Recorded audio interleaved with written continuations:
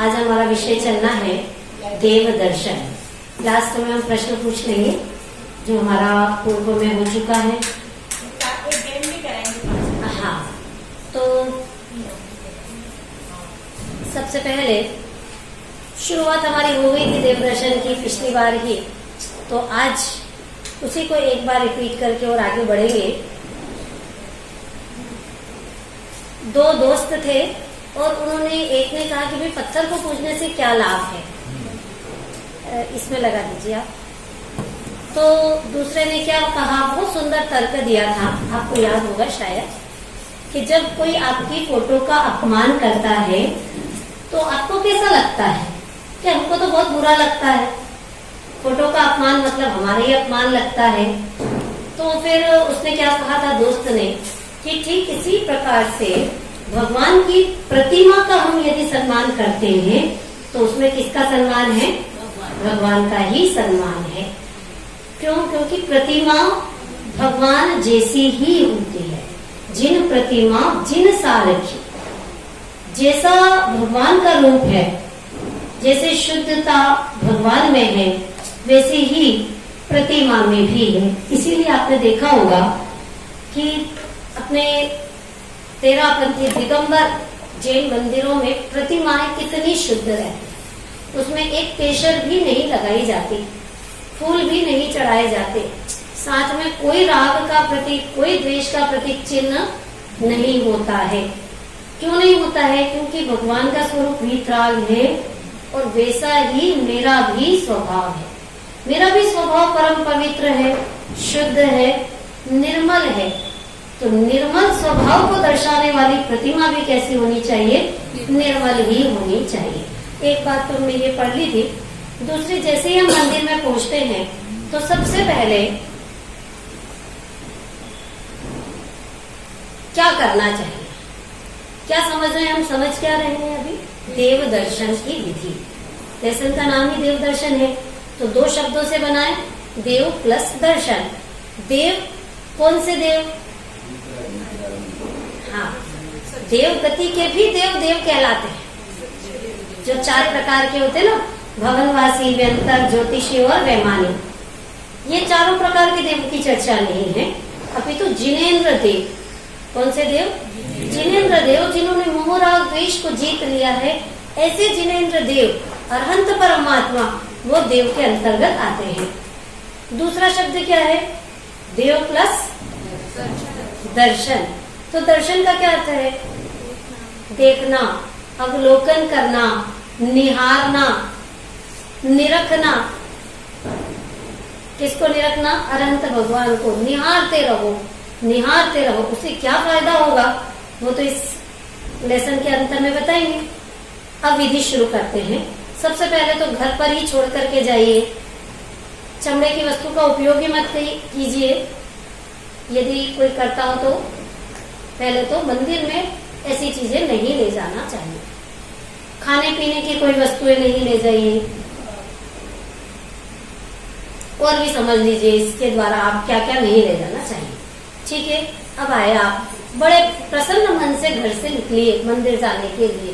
कुछ भी मन में स्तुति वगैरह या कुछ भी आत्मा परमात्मा का चिंतन करते हुए इस तरह से बड़े प्रसन्न मन से कि आप कहाँ जा रहे हैं, तीन लोक के नाथ के दर्शन करने जा रहे हैं, जिससे बढ़कर के दूसरा कोई कार्य नहीं है। और ये आपके लिए महाभाग्य की बात है कि आपके हाथ पैर सही सलामत है और आपके मन के भाव भी दर्शन करने के हुए हैं। तो चले आप कैसे, क्या बताया? प्रसन्नता से। रोते रोते मंदिर नहीं आना है, मुंह चढ़ा करके नहीं आना है। घर में बहुत सारे क्लेश हुए हैं, बहुत सारी कुछ भी बातें हैं आपको दिमाग में छा रही हैं, वो सब लेकर के नहीं आना है। नहीं तो आप तो मुंह बिगाड़ करके आ गए। और जब घर से मुंह बिगाड़ करके आए तो यहाँ पर भी आप लड़ते रहेंगे, झगड़ते रहेंगे। तो घर से ही प्रसन्न चित्त से आइए। फिर आकर के जूते, चप्पल, मोजे जो भी आपने पहन रखे हो वो बाहर ही उतार दीजिए। और वहां पर स्वच्छ जल रखा हुआ है, छना हुआ जल रखा हुआ है, उससे आप हाथ पैर धोइए। इतनी तो यहीं तक की विधि हो गई थी। इसके बाद अब मंदिर जी में आपने प्रवेश किया तो 3 बार निस्सही निस्सही निस्सही ये शब्द का उच्चारण करना है। निस्सही मतलब आपने एक प्रतिज्ञा ले लिया, सर्व सांसारिक कार्यों का निषेध। अब हम कुछ भी संसार की संबंधित विचार नहीं करेंगे, बातचीत नहीं करेंगे। इस तरह से नियम लेकर के आप ऊपर चढ़े। ये विधि चल रही है देव दर्शन की, विधि के अंतर्गत ये बात चल रही है। निस्सही बोलना भी उसी विधि के अंतर्गत आता है। ठीक है, अब और आगे बढ़े आप भगवान की वेदी के सामने पहुंचे।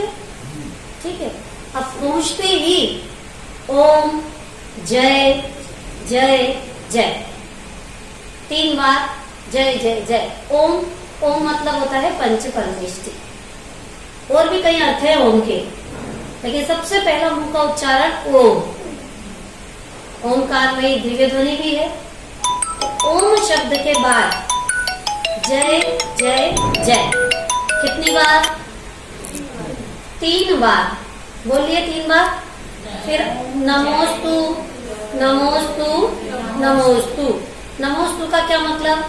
नमस्कार हो, नमस्कार हो, नमस्कार हो।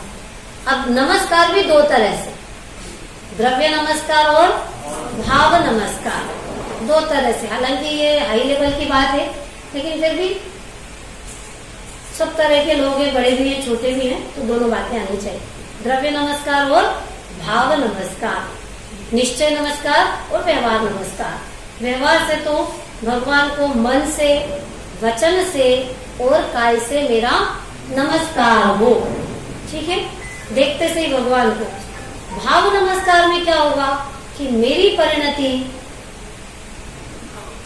मेरे शुद्धात्मा में लीन, नमन झुक जाए। शरीर से तो भगवान को झुक रहे हैं, लेकिन आत्मा से हम अपने भगवान को भी झुके, तो ये निश्चय नमस्कार कहलाएगा। इसके बाद आगे बढ़े, नमोकार मंत्र पढ़ लिया। नमो अरिहंताणम, नमो सिद्धाणम, नमो आयर्याणम, ये दोनों पद साथ में है। फिर नमो उभयच्छायाणम, नमो लोए सव सावुणम, ये पढ़ लिया आपने। इसके बाद क्या करेंगे? चत्तारी मंगलम पाठ बोलते हैं, वो भी हमारा चल चुका है। 4 मंगल, 4 उत्तम और 4 की शरण में मैं जाता हूँ। और कोई दुनिया में शरण है कि नहीं है? 4 ही है।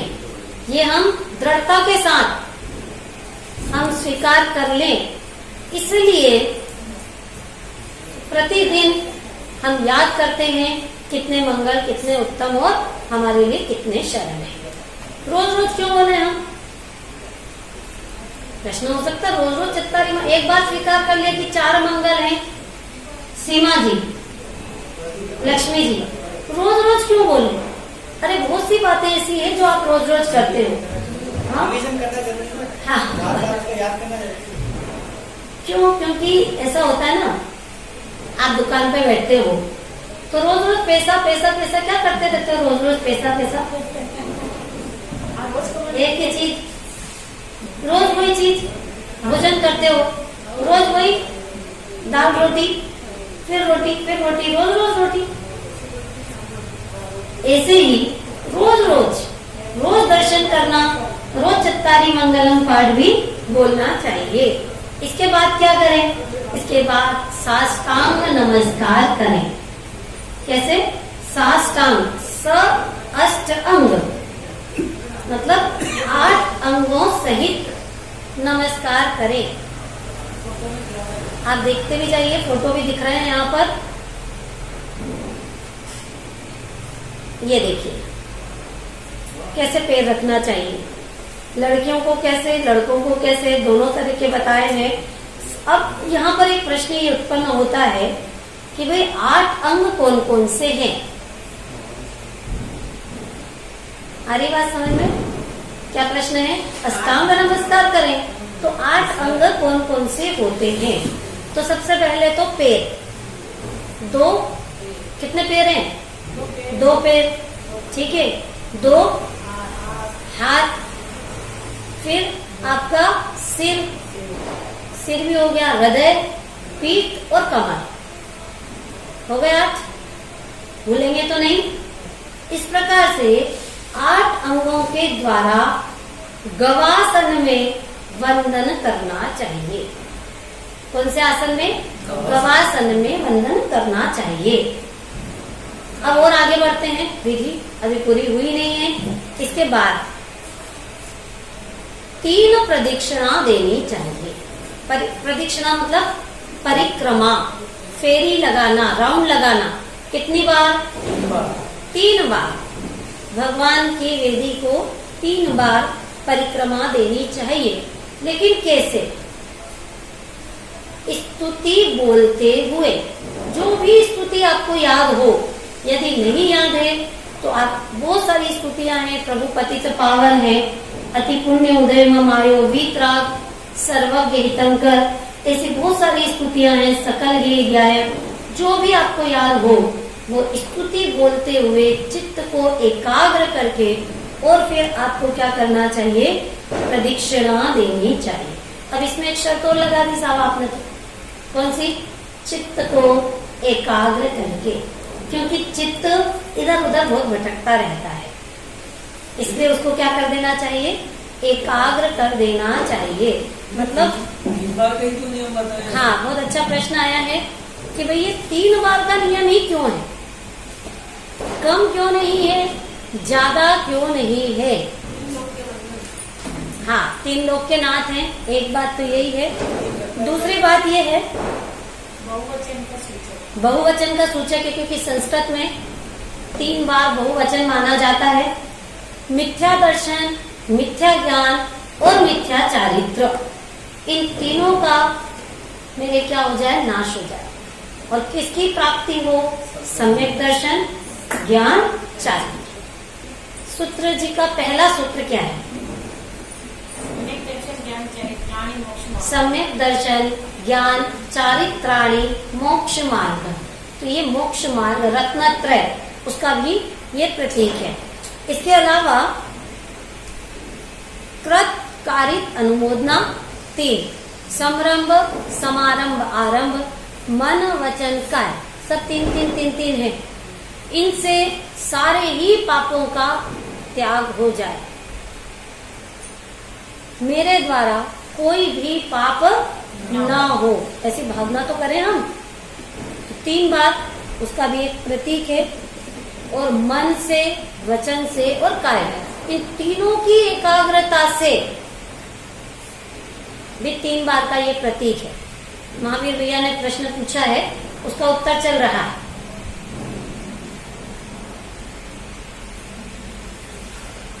तीन बार जय जय जय, 3 बार नमोस्तु नमोस्तु नमोस्तु। इसी प्रकार से परिक्रमा भी 3 बार। परिक्रमा का अर्थ है भगवान के रूप को चारों ओर से निहारते हुए उनका गुणानुवाद करना। अभी तो हम सामने से देख रहे थे, अब हम उनको चारों ओर से निहार रहे हैं। हमारी ऐसी भावना है कि हम भगवान के इर्द गिर्द ही रहें, दूर नहीं जाए भगवान से कभी भी। क्या करें? हम भगवान के हमेशा समीप में ही रहें। हाँ, लेकिन 3 ही।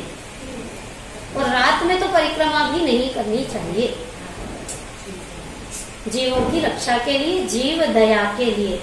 और ध्यान रखिए, परिक्रमा भी किस साइड से देनी चाहिए?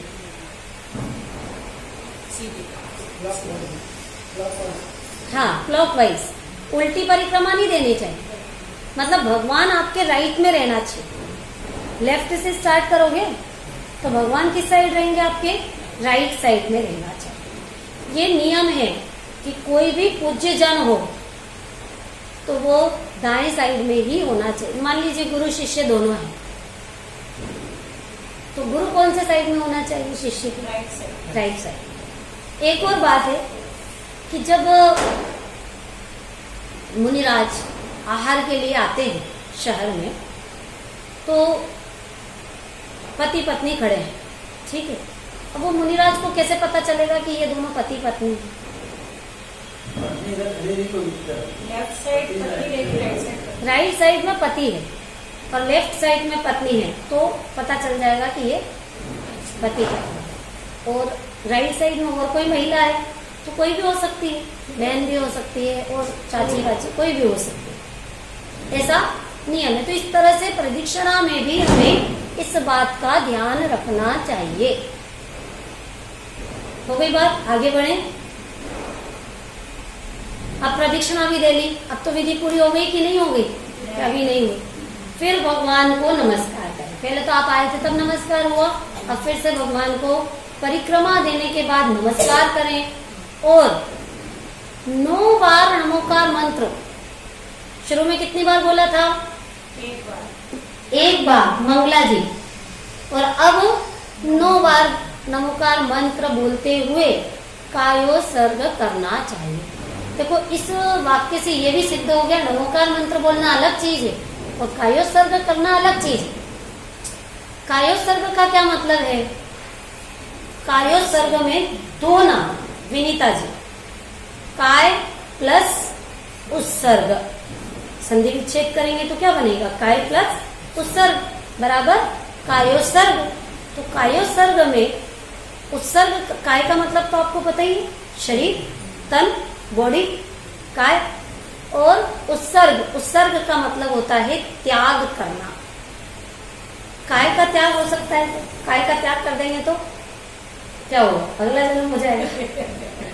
लेकिन काय के प्रति ममत्व का त्याग करना, काय के प्रति अपनेपन का त्याग करना, उसको क्या कहते हैं? कायोत्सर्ग करना। तो 9 बार नमोकार मंत्र पढ़ते हुए मतलब पंच परमेष्टि में अपने चित्त को लगाते हुए इस शरीर से क्या कर दें? अहम बुद्धि को छोड़ दें।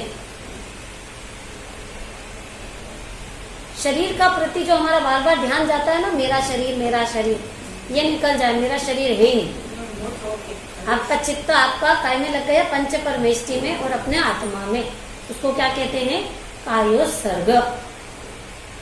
इसमें दिया हुआ भी है काय के प्रति ममत्व का त्याग। देखिए लिखा हुआ आपको दिख रहा है, काय के प्रति ममत्व का त्याग करना, उसको कहते हैं कायोत्सर्ग। मतलब ऐसा हो गया कि मुझे विषयों की इच्छा नहीं है।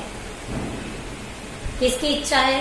परमात्मा पद प्राप्ति की इच्छा है। देखो गुरुदेव श्री ने कितना उनको गुंजायमान किया, परमात्मा परमात्मा, तू परमात्मा है। देखो पामर हूँ परमात्मा छू, एम नक्की कर, कितनी बार ये घुटाया है, इतना घुटाया कि अपनी पामरता निकल जाए। क्यों? एक वाक्य लिखा हुआ है ऊपर, यदि आपने पढ़ा हो, कि यदि आप पामरता को स्वीकार करोगे तो कभी भी परमात्मापना प्रकट नहीं होगा। और यदि आप परमात्मापन को स्वीकार कर लोगे अपने, तो पामरता नहीं रहने वाली है, प्रभुता प्रकट हो जाएगी। ठीक है, आगे बढ़ते हैं। हो गई क्या विधि पूरी? नहीं। प्रदक्षिणा हो गई, नमस्कार हो गया और उसके बाद कायोत्सर्ग हो गया। अब क्या कह रहे हैं यहाँ पर कि मंदिर में कभी राग द्वेष की बातें, अब विधि तो पूरी हो गई, तो बातें करेंगे नहीं करेंगे? वो इतने सब लोग मिल गए यहाँ पर, सब साधन में मिले हैं। राग द्वेष की बातें नहीं करना चाहिए। अगर आप भक्ति कर रहे हैं तो भक्ति भी मंद स्वर में ही करना चाहिए, बहुत जोर जोर से चिल्ला चिल्ला के नहीं, फुल वॉल्यूम से नहीं, मंद स्वर से आपको आवाज आए बस इतनी ठीक है। किसी को आसपास डिस्टर्ब ना हो, क्योंकि वो भी उसका चित्त अपने भगवान में लगाया हुआ है, आप भी अपने चित्त को भगवान में लगाए हुए उनकी भक्ति कर रहे हो, तो कैसे स्वर से? मंद स्वर से करना चाहिए। शीला जी, आ रही बात समझ में सबको? कितनी सुंदर ये विधि चल रही है। विधि आप करते भी होंगे ऐसे ही, लेकिन कहाँ चूक जाते हैं हम, और वो विधि सही पूरी हो रही है कि नहीं हो रही है, वो आपको इसमें जानने को मिल रहा है। इसके बाद मंदिर किसका प्रतीक है? समूह शरण का। क्या जोरदार बात कह रहे हैं। समूह शरण मन भजन में गाते हैं ना, समूह शरण जाए भक्तों की टोलियां, भक्तों की टोलियां जी, भक्तों की टोली, शिव मंदिर के दर्शन करके सभी बोलो जय शिव मंदिर। कैसी भावना बातें कि कब हम भी साक्षात भगवान के दर्शन समूह शरण में जाकर के करें। तो आपको अभी यहाँ पर समूह शरण तो नहीं है साक्षात इस पंचम काल में, भरत क्षेत्र में, विदेह क्षेत्र में तो है समूह शरण, लेकिन अभी यहाँ तो नहीं है ना। तो हम क्या करें कि है ना यहाँ पर भी समूह शरण। कौन सा? जिन मंदिर, ये समूह शरण का ही प्रतीक है। समूह शरण में क्या होता है? भगवान विराजमान रहते हैं, दिव्य ध्वनि चलती है। और यहाँ पर क्या है? यहाँ पर भी तो भगवान विराजमान है, प्रतिमा है तो वो भगवान की ही है, भगवान जैसी ही है, हमने स्थापना की है उसमें।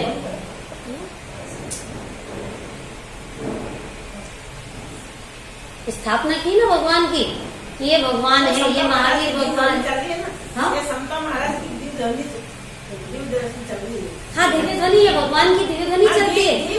मतलब यहाँ जो अपन जिनवाणी का श्रवण करते हैं, स्वाध्याय करते हैं, तो वो किसका प्रतीक है? वो दिव्य ध्वनि का प्रतीक है। तो भगवान भी हो गए, दिव्य ध्वनि भी हो गई, तो यही तो समूह शरण है। और क्या समूह शरण? तो इस प्रकार से ये समूह शरण का प्रतीक है। और आप जो भेंट लाए हो चावल आदि द्रव्य, ध्यान रखना गेहूं, शक्कर और ये दूसरी चीजें नहीं, प्रासुक चावल आदि द्रव्य जो आप चढ़ाते हो, वो भी ऐसे फैला फैला के नहीं कि सब दूर बिखेर दिया आपने चावल। पेटी एक रखी रहती है वहां पर चावल चढ़ाने के लिए, आप बिल्कुल व्यवस्थित तरीके से चावल उसको पेटी में ही चढ़ाइए दर्शन की विधि में। और चावल ही क्यों, गेहूं क्यों नहीं, ज्वार क्यों नहीं, मक्का क्यों नहीं? एक ये भी प्रश्न आता है कई बार कि चावल एक बार, हाँ बहुत अच्छा बताया कि चावल कभी भी पुनः उगता नहीं। और ये इसका प्रतीक है कि हमको भी ऐसी दशा चाहिए कि पुनः संसार में जन्म धारण नहीं करना पड़े।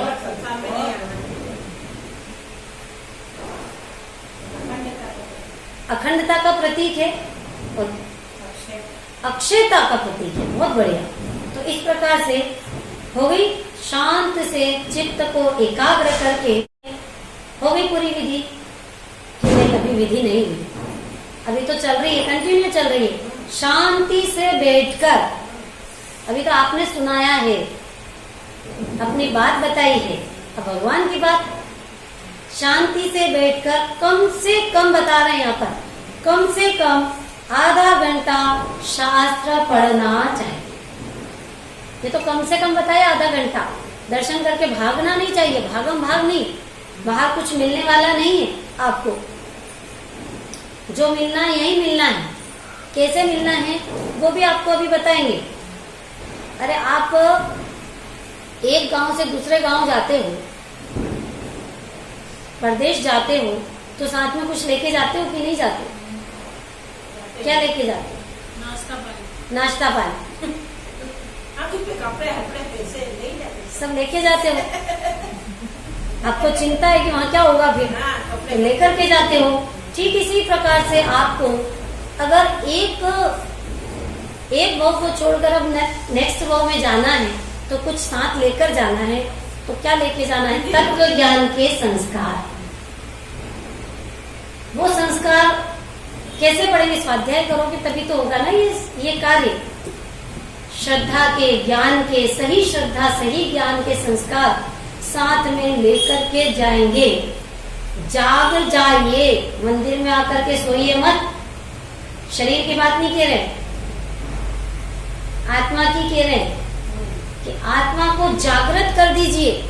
बहुत दिन हो गए सोए हुए मोह नींद में, अब तो हमें मोह नींद से जागना है। वीतरागी देव मिल गए और फिर भी जीव सोता रहे, जागृत न हो, ऐसा कैसे हो सकता है? एक छंद में आता है ना, जेनी है सो दुखी नाही, दुखी है सो जेन नाही, जेन और दुख में सदा विलोमताई है, वीत राग देव पाई के भी कष्ट नाही मिटे, तो बताओ कष्ट नाश है तो क्या दवाई है।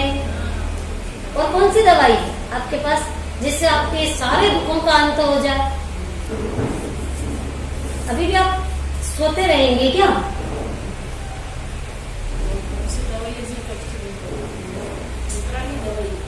ये वीतरागी दवाई है। वीतरागी समझ लीजिए हॉस्पिटल है, अनादिकाल की बीमारी दूर होने वाली है यहाँ पर। अरे एक दो जन्म की बीमारी की बात नहीं, बहुत गहरी तक बीमारी घुसी हुई है और उसको जड़ से खत्म करना है, तो उसके लिए यही दरबार एकमात्र सही स्थान है। बस आपकी रुचि हो जाए धर्म की ओर। Recording in progress. अगर रुचि हो गई ना, तो रुचि के अनुसार वीर्य होता है, रुचि के अनुसार फिर पुरुषार्थ करता है जी। रुचि तो हो कि मुझे मेरा कल्याण करना है। अब देखिए आगे पढ़ते हैं। यदि मंदिर में उस समय प्रवचन होता हो तो फिर हमें प्रवचन सुनना चाहिए, या तो खुद पढ़ लीजिए, लेकिन प्रवचन चल रहे हैं तो फिर आपको क्या करना चाहिए? प्रवचन। दोनों बातें सही, देखो सामूहिक स्वाध्याय और एक व्यक्तिगत स्वाध्याय, दोनों जरूरी है, दोनों ही जरूरी है। या तो आप खुद ही पढ़ लो और खुद ही समझ लो, और या फिर कोई समझाने वाले मिल रहे हैं ज्ञानी जी, उनकी संगति करो कि भाई इसमें शास्त्र में तो शब्द लिखे हैं लेकिन उनका भाव तो ज्ञानियों के हृदय में है। अच्छा, स्वाध्याय का भी अर्थ क्या है? स्व प्लस अधि प्लस आय बराबर स्वाध्याय। स्व मतलब आत्मा, अधि मतलब क्या हुआ? ज्ञान, और आय तो बहुत अच्छे से समझते हो आप, प्रॉफिट, लाभ। आत्मा के ज्ञान का लाभ होना उसको क्या कहते हैं? स्वाध्याय कहते हैं। अब और क्या करें इसके बाद? होगी कि पूरी विधि? क्या अभी पूरी विधि हुई नहीं है, समय भी है हमारे पास अभी। तो देखिए स्वाध्याय में 5 चीजें आती हैं। कौन कौन सी 5 चीजें आती हैं? पढ़ना भी आता है, सुनना भी आता है और पूछना भी आता है। अगर अपने को कुछ समझ में नहीं आया है और हम प्रश्न पूछ रहे हैं, जैसे अभी लक्ष्मीबेन ने पूछ लिया, तो ये पूछना भी किसके अंतर्गत आता है? स्वाध्याय के अंतर्गत भी आता है। ठीक है, अब आगे बढ़ते हैं। बस हो गई क्या विधि? तो कि नहीं भाई अभी क्या विधि कहाँ हुई? अब उन लोगों के लिए बात आ रही है कि जो बहुत वर्षों से स्वाध्याय कर रहे हैं, अब उनको भी, उनके लिए भी कुछ बात आएगी कि नहीं आएगी? क्या कहते हैं कि शास्त्र में जो पढ़ा हो या प्रवचन में जो सुना, छोड़ नहीं देना है वहां पर। उसको क्या करें? थोड़ी देर बैठकर मनन करना चाहिए। भागो मत एकदम सुनते से। सुनने के बाद अभी कुछ नहीं, वो सुन तो अनंत बार लिया, लेकिन कार्य क्यों नहीं हुआ? क्योंकि हमने मनन नहीं किया। मनन करना चाहिए, सोचना चाहिए। क्या सोचना चाहिए? तो उसके लिए आपको 7 पॉइंट हम कल बताएंगे, क्योंकि बहुत ज्यादा लेंदी कोर्स हो जाएगा। 7 पॉइंट सोचना चाहिए स्वाध्याय करने के बाद। वो क्या क्या है, और इस पूरी देव दर्शन की विधि करने के बाद हमको दर्शन करने से क्या लाभ होता है, इन 2 बातों की चर्चा हम कल के स्वाध्याय में करेंगे। शुक्रवार और शनिवार 2 दिन लगती है ना क्लास, तो कल पाठ पूरा करेंगे। कौन कौन सी 2 बातें कल समझेंगे कल हम? एक तो 7 पॉइंट, विचार क्या करना चाहिए उसके 7 पॉइंट, और देव दर्शन करने से क्या लाभ होता है उसके भी पॉइंट कल समझेंगे।